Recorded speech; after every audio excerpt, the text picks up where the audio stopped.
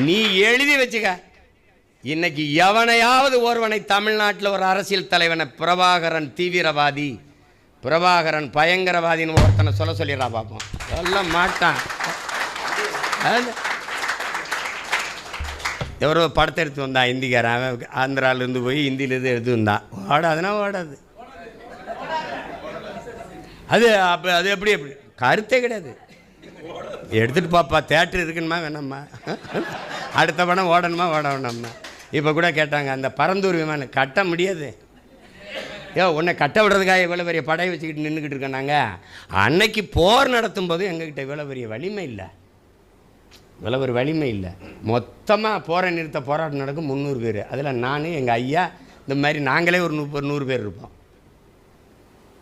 ஒப்புக்கெல்லாம் போராடி எங்களை கொன்று போயிட்டு போயிட்டான். இப்போ அந்த வெறி எங்களை விட மாட்டேங்குது.